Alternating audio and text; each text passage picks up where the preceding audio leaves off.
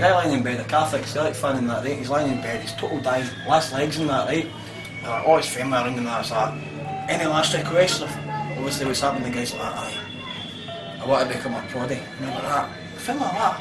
What? Excuse me? What? They're like, honestly, oh no, that's really what I want to do. So they get a minister in, the minister comes in, converts him to a Protestant, a Rangers fan and that, and the film like that. Dad, why would you want to do that?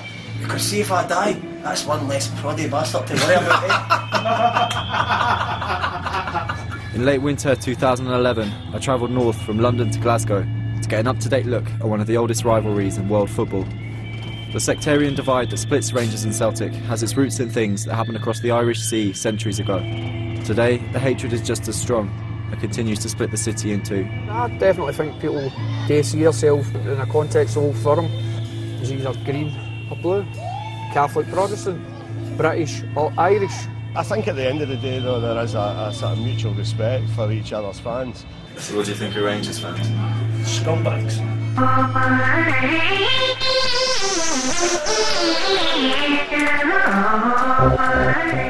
Celtic fans, I think they're crass, disrespectful, and definitely Irish. I fucking hate Rangers.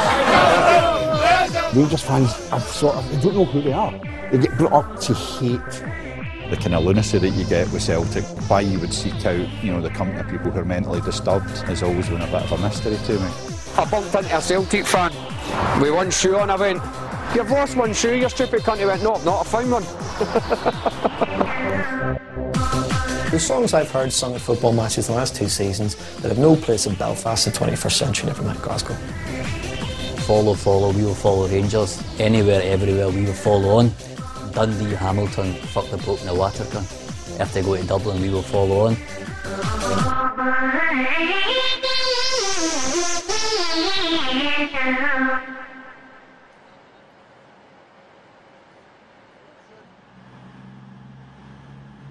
Living in England gives you a very black and white impression of the old firm.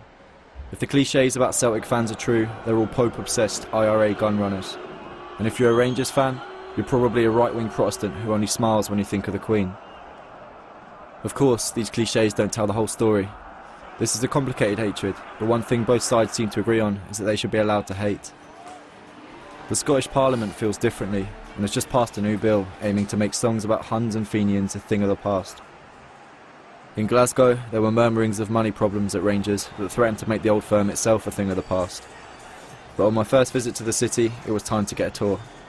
I met Joe Miller, founder of Celtic fanzine Not The View. This is a traditional route that Celtic fans will walk up to Celtic Park. This is called the Gallagate. It's a very kind of strong Celtic area. This used to be massive Irish community here. Celtic Park, paradise we call it. After watching Celtic fans bond with the players, we headed over to Rangers' home, Ibrox, in the west of the city. This area here is Bridgeton. This is where my father's from, in fact, and it's a massive Rangers area. Do you ever hang out here? Oh no, God no. Glasgow is... You walk into a pub, anything can happen, it's just the nature of this city is very hard. I got a kicking once going to Ibrox. I got a sore one right between the legs. This is Paisley Road West. Just hold your breath here, guys. It's coming up to Ibrox, you'll probably smell it. Have you got a name for Ibrox? Oh, yeah, Castle Grayskull, the Hunnery, Ship Pit. At Ibrox, we found our first proof that the rivalry extends beyond Scotland's borders. It came in the form of a friendly German football bigot. When did you first start liking Rangers? First game was in '86. Okay. What do you think of Celtic? Oh, Fenian bastards. Shouldn't say that on camera. You just shamed the whole of Germany.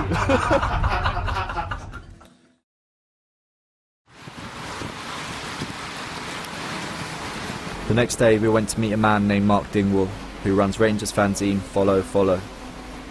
Obviously, because of the background, it means more to more people, I think, than some of the rivalries that you would get down south. But it's not really quite as serious, I think, as it's often portrayed in documentaries, where, because of the religious side of things, they try to make it out as though Glasgow is a sectarian hotbed. Yeah. I think that's a myth. Maybe Dingwall's right, and the idea of Glasgow as a furnace of sectarian hatred is a false one. But pretty much every flag we saw for sale on match day referenced the old troubles in Ireland. Well, it's about their culture. I mean, if you look at the links between Scotland and Ireland, we've had, over the last 200-300 years, we've probably had about 1 million people immigrating to Scotland from Ireland and vice versa. So you do have this culture. My view would be that a lot of the media and a lot of the political class, they only want to concentrate on what they would perceive as violence and bigotry. They don't actually want to look at the positive aspects of that, or in fact the historical reality. What do you think of this phrase, 90-minute bigot? I think it fairly well sums up what happens at Old Firm games. This is the release valve for mainly working class people at the end of the week, because they go to the football, they can say what they want, do what they want, have a drink, have a laugh, be loud and boorish in a way that they aren't during the rest of the week.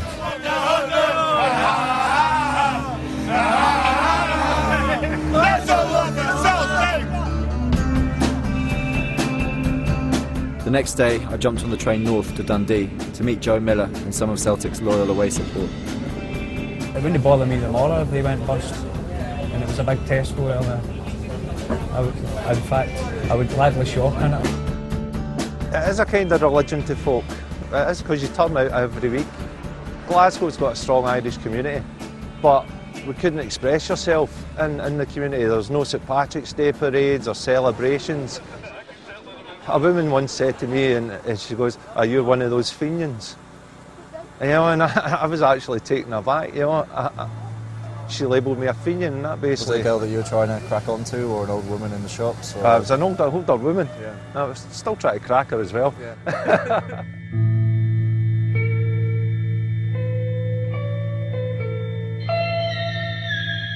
That label was right away was, I'm a Celtic fan, I'm a Catholic, I'm an Irish Republican. Now these are all the labels that are tied in with that. Yeah. And I might not have been any of them other than a Celtic fan. Celtic fans, there is this cult of victimhood. On the one hand, then the other hand, they want to be the tough guys, they want to support the IRA and push people around. I would say that Celtic in the last 5 to 10 years are probably more Catholic, more Irish and more Republican. Do you think that Rangers fans and Celtic fans are sort of inherently different people? Maybe because of their upbringing, or...? We're more open, I think. When the Rangers fans go abroad, they go on the rampage. When we go abroad, we're probably up singing and dancing, having more fun and making friends. Do you have friends that are Rangers fans? Acquaintances. Yeah. I have acquaintances that would be nominal Celtic fans, but general delusions about persecution, about being a member of the IRA, about claiming that your grandfather fought in the General Post Office against the British, that your granny was raped by the Black and Tans. I mean, this is not really the type of people that you want to associate with. We saw a sticker up at Ibrox, just had a picture of the Union Jack and said, "Love it or leave it." Yeah. Yeah, well, we're told to go back. Their famous shout is, "The famine's over, why don't you go home?" I'm Scottish, I live here, I like this country. Do you think the bill will help? The bill won't help that, because it's just attacking football fans. It's a culture out there that has to be changed. Celtic! Come on, you boys and green! Come on, you boys and green! Glasgow's green and white! Glasgow's green and white! Glasgow's green and white! Glasgow's green and white!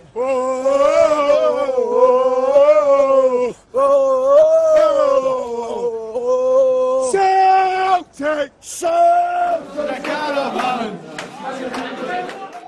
Recording crappy footage on my phone, I made my way into the ground where Celtic's fans were going through their repertoire. They didn't seem too worried about falling foul of the anti-sectarian bill.